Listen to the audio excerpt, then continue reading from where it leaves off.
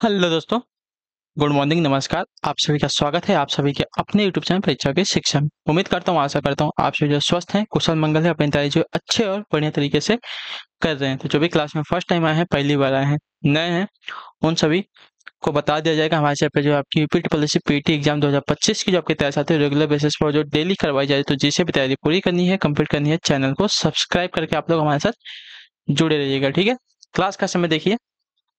GK chess की जो classes सुबह 10 बजे डेली आपको देखने को मिलती है।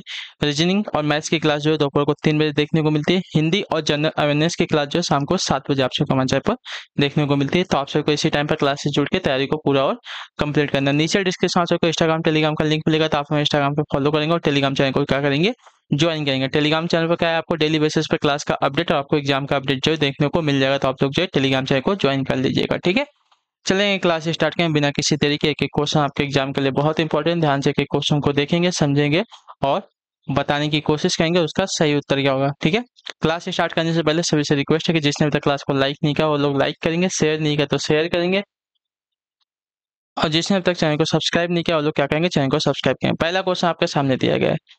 चंद्रगुप्त के मंत्री कौटिल्य उनके महान ग्रंथ रिक्त स्थान के लिए के कारण बहुत प्रसिद्ध हुए थे। कौन से ग्रंथ के कारण प्रसिद्ध हुए थे? तो इसका राइट आंसर आपका हो जाएगा साथियों, अर्थशास्त्र की वजह से। ठीक है, ऑप्शन नंबर आपका सी जो दिया गया आपका राइट आंसर। अर्थशास्त्र जो है हिंदू धर्म ग्रंथों में उल्लेखित हिंदू धर्म का एक प्रसिद्ध तथा महत्वपूर्ण ग्रंथ है। इसके रचनाकार आपके कौटिल्य हैं, संभवतः आचार्य चाणक्य कौटिल्य या विष्णुगुप्त जो इनका दूसरा नाम है, इनके द्वारा रचित इस कृति को भारत का पहला राजनीति का ग्रंथ माना जाता है। ठीक है, क्लियर सभी को। लगभग जो है 6000 श्लोकों वाले इस ग्रंथ से मौर्य काल के राजनीतिक, सामाजिक, आर्थिक एवं धार्मिक स्थिति की स्पष्ट जानकारी मिलती है। ठीक है, 15 खंडों में विभाजित इस ग्रंथ का द्वितीय एवं तृतीय खंड सर्वाधिक प्राचीन है। इस ग्रंथ में निम्न जाति वर्ग में सम्मिलित शूद्रों के लिए जो है आर्य शब्द का जो है प्रयोग किया गया है। क्लियर है सभी को इसके बारे में।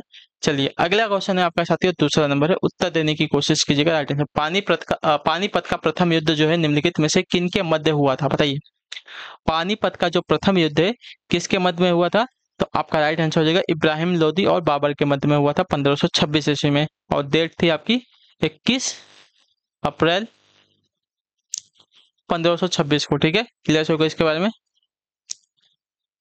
चलिए, और इस युद्ध में जो है बाबर विजयी हुआ था और इब्राहिम लोदी जो आपका हार गया था। ठीक है, यहीं से जो है भारत में मुगल वंश की नींव पड़ी थी इस युद्ध के बाद से। अगले क्वेश्चन की तरफ बढ़ेंगे आपका साथियों, तीसरा नंबर है।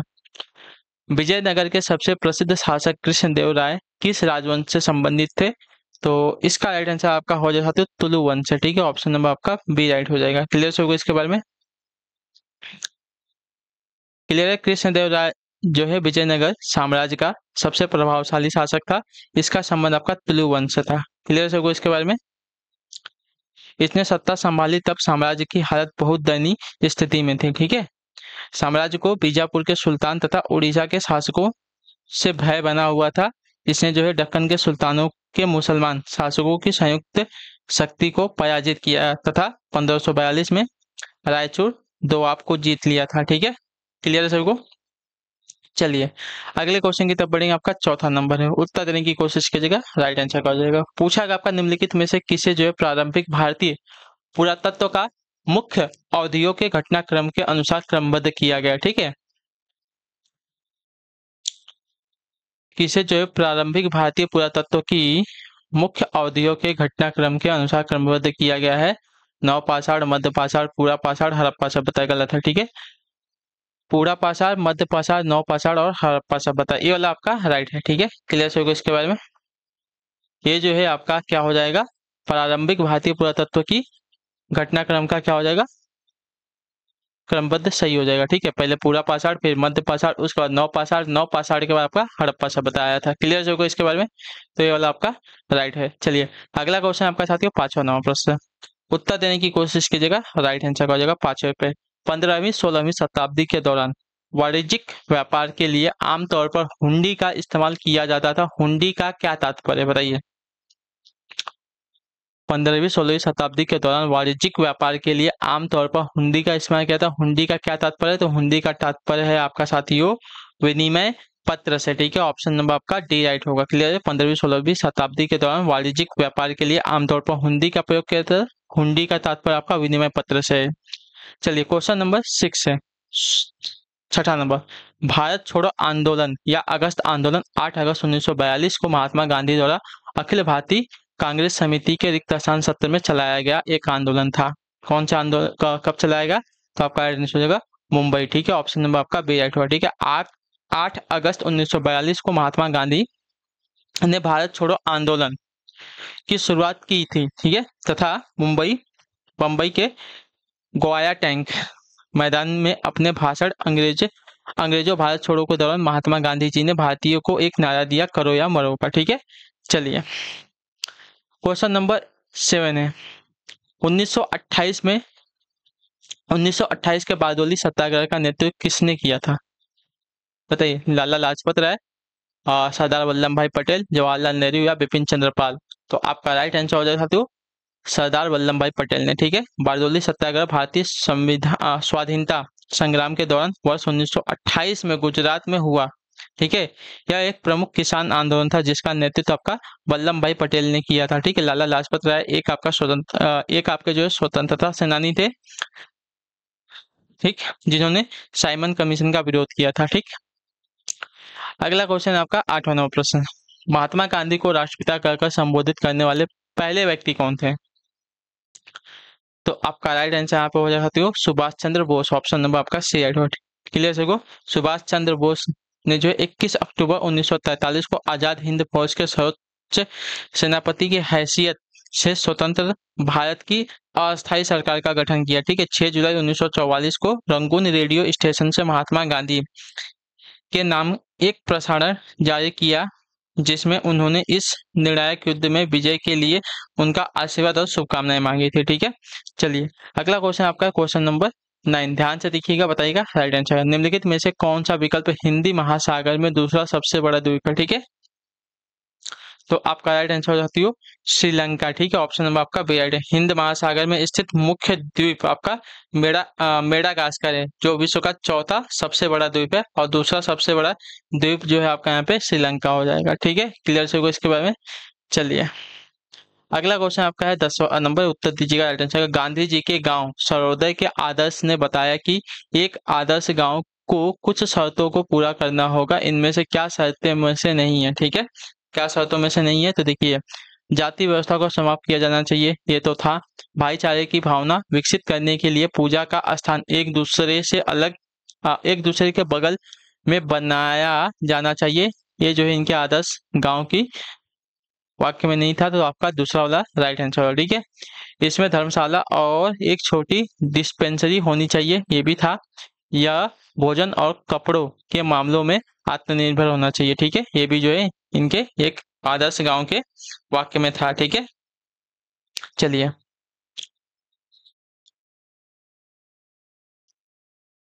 अगले क्वेश्चन की तरफ बढ़ेंगे। आपका 11 नंबर प्रश्न क्या देगा? निम्न में से कौन सी बागान फसल नहीं है, ठीक है।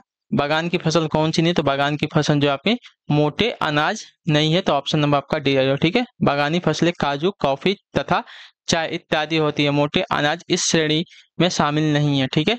12 नंबर प्रश्न उत्तर दीजिएगा राइट आंसर का। तूर दाल को अन्य किस नाम से जो है जाना जाता है? तो तूर दाल को जो है अन्य आपका अरहर के नाम से जाना जाता है। ऑप्शन नंबर आपका ए राइट होगा, ठीक है। तूर दाल का एक अन्य नाम आपका अरहर भी है। क्वेश्चन नंबर 13 नंबर, रिक्त स्थान का प्रयोग हवा के बल और वेग को मापने के लिए किया था, किसका प्रयोग? तो आपका राइट आंसर यहाँ पे हो जाती हो एनीमोमीटर का प्रयोग, ठीक है। ऑप्शन नंबर आपका डी राइट होगा। क्लियर होगा इसके बारे में।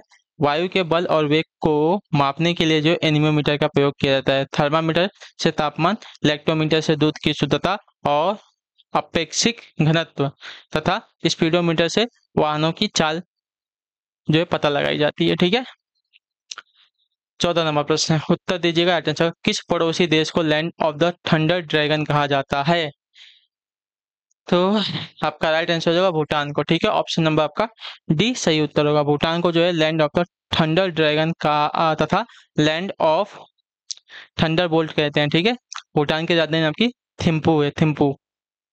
Land of the thunder dragon और लैंड ऑफ थंडर बोल्ट भी इसको जो है कहा जाता है।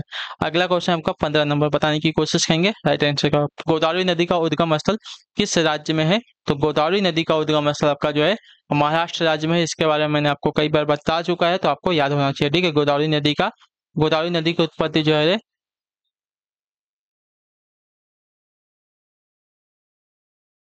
गोदावरी नदी की उत्पत्ति जो है महाराष्ट्र में त्र्यंबकेश्वर नामक स्थान से होती है। इसे जो है दक्षिण गंगा के नाम से भी जो है जाना जाता है। क्लियर है?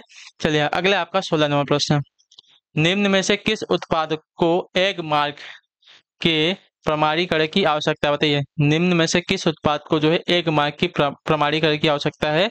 तो आपका राइट आंसर यहाँ पे हो जाती हो दलहन को। ठीक है, ऑप्शन नंबर आपका सी राइट होगा। क्लियर होगा? एग मार्क एक आपका प्रमाणिक चिन्ह है जो भारत में कृषि खाद्य उत्पादों पदार्थों पर लगाया जाता है। जिन उत्पादों पर एक मार्क लगा हो उनके बारे में आशा की जाती है कि वे उत्पाद जो है कुछ निर्धारित मानकों पर खरे उतरते हैं। ठीक है, यह मानक भारत सरकार के विपणन तथा निरीक्षण निदेशालय द्वारा अनुमोदित किए होते हैं। ठीक है, चलिए तो इसकी आवश्यकता किसको है? तो दलहन को है। सोना, कोल्ड ड्रिंक्स और इत्र को जो है मिल चुका है। अगला क्वेश्चन आपका साथियों 17 नंबर है।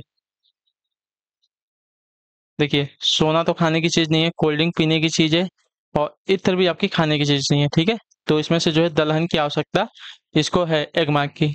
अगले क्वेश्चन की तरफ बढ़ेंगे। 17 नंबर, 2011 में हुई जनगणना के अनुसार भारत की कुल जनसंख्या में अनुसूचित जाति कितनी प्रतिशत है बताइए?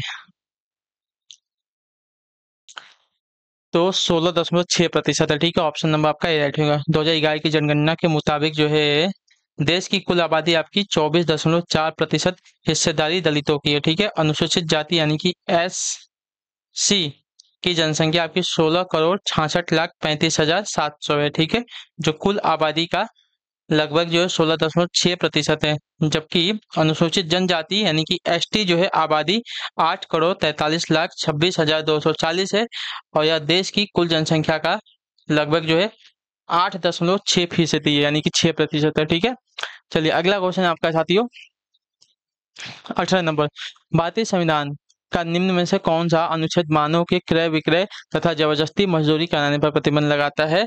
तो आपका राइट आंसर यहाँ पे हो जाएगा तो अनुच्छेद 23वां। ठीक है, ऑप्शन नंबर आपका ये राइट हो जाएगा। अनुच्छेद 23 मानव के दुर्व्यापार और बलात् श्रम का प्रतिषेध है। ठीक है, इसके द्वारा किसी व्यक्ति की खरीदी बिक्री बेगारी तथा किसी प्रकार का अन्य जबरदस्ती लिया हुआ श्रम निषिद्ध ठहराया गया है, जिसका उल्लंघन विधि के अनुसार दंडनीय अपराध है। ठीक है, जरूरत पड़ने पर राष्ट्रीय सेवा करने के लिए बाध्य किया जा सकता है, नोट है, इसके बारे में याद रखिएगा। ठीक है, अगला क्वेश्चन आपका साथियों 19 नंबर, भारत में निम्नलिखित में से किस बैंक ने सर्वप्रथम इंटरनेट बैंकिंग सेवाओं की पेशकश की थी? तो आपका राइट आंसर यहाँ पे हो जाएगा साथियों ICICI बैंक ने।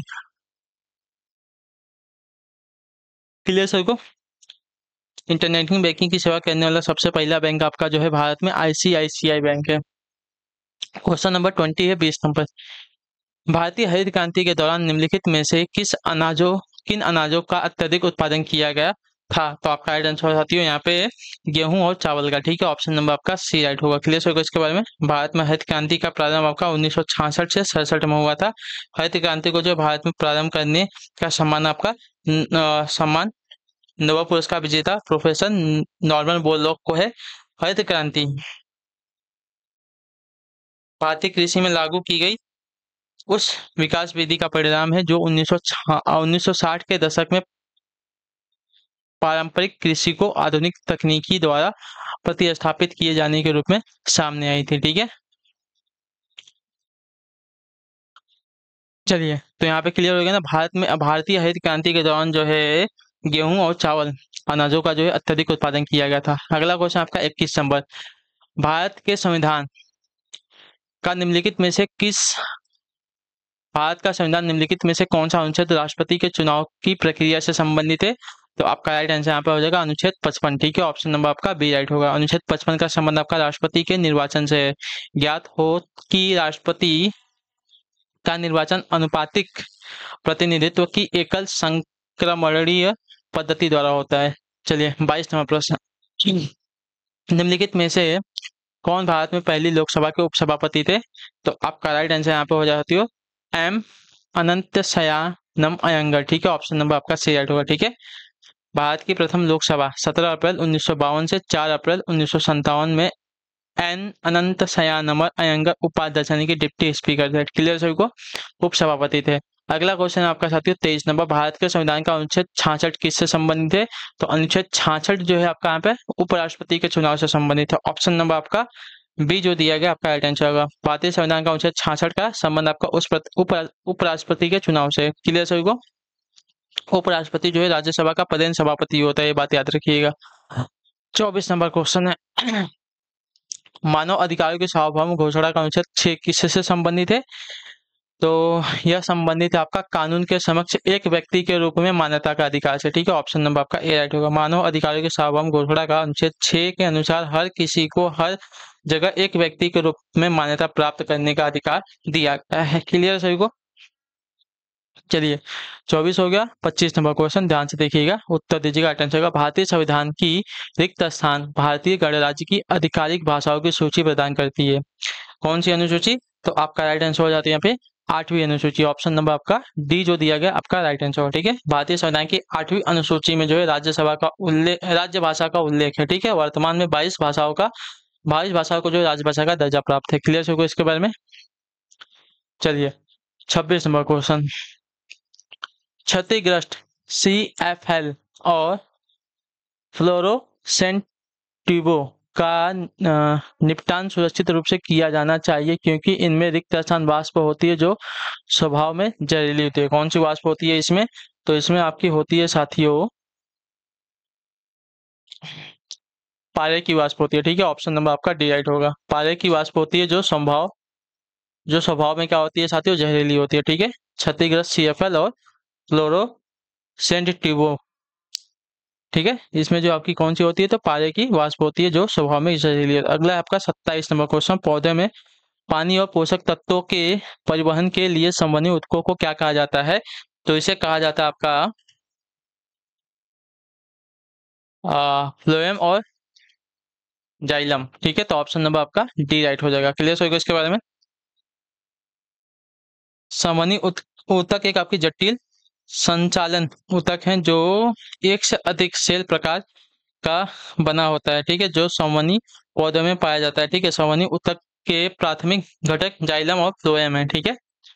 27 हो गया। 28वां प्रश्न, उत्तर दीजिएगा, अटेंशन, निम्नलिखित विकल्पों में से पुनर्उत्पादक बीज उत्पादन पौधे का नाम चुने, ठीक है। पुनर्उत्पादक बीज उत्पादन पौधे का नाम क्या है? तो आपका राइट आंसर यहाँ पे हो जाती हो ब्रेड मोल्ड, ठीक है, ऑप्शन नंबर आपका बी राइट हो जाएगा, क्लियर होगा इसके बारे में। ब्रेड मोल्ड क्या है? पुनर्उत्पादक बीज उत्पादन पौधे का नाम है, ठीक है। अगला क्वेश्चन आपका 29 नंबर, खून में कुछ कोशिकाओं की उपस्थिति के कारण रक्त के थक्के का गठन होता है, इन कोशिकाओं को क्या कहा जाता है? तो इन कोशिकाओं को आपका कहा जाता है थ्रोम्बोसाइट, ठीक है, ऑप्शन नंबर आपका बी डी राइट होगा, ठीक है। रुधिर प्लेटलेट्स थ्रोम्बोसाइट हमारे शरीर में रुधिर का थक्का जमाने के लिए क्या है, उत्तरदायी होती हैं, क्लियर सभी को। चलिए अगला आपका साथियों 30 नंबर आखिरी क्वेश्चन, जीवित प्राणियों में निषेचन के दौरान नर और मादा गैमेट का संलयन एक कोशिका बनाने के लिए होता है, जिसे क्या कहा जाता है? तो इसे कहा जाता है साथियों आपका युग्मनज, ठीक है, ऑप्शन नंबर आपका ए राइट हो जाएगा, क्लियर है सभी को। जीवित प्राणियों में निषेचन के दौरान जब नर तथा मादा गैमेट संलयित होकर एक कोशिका का निर्माण करते हैं तो इसे आपका युग्मनज कहते हैं, ठीक है, ऑप्शन नंबर आपका ए राइट है। चलिए तो इसी के साथ जो आपकी क्लास है आज की यहाँ पे कंप्लीट होते हैं। उम्मीद करता हूँ आपको क्लास जो अच्छी लगी, पसंद है तो अपना जो फीडबैक है क्लास का नीचे कमेंट में बताइएगा आपको क्लास कैसी लगी है। अच्छी लगी क्लास को लाइक करके चैनल को सब्सक्राइब करके जाइएगा। हम आपसे मिलते हैं आपकी नेक्स्ट क्लास में, तब तक के लिए टाटा बाय बाय, जय हिंद जय भारत। आपसे क्लास से जुड़ने के लिए बहुत बहुत ही धन्यवाद साथियों।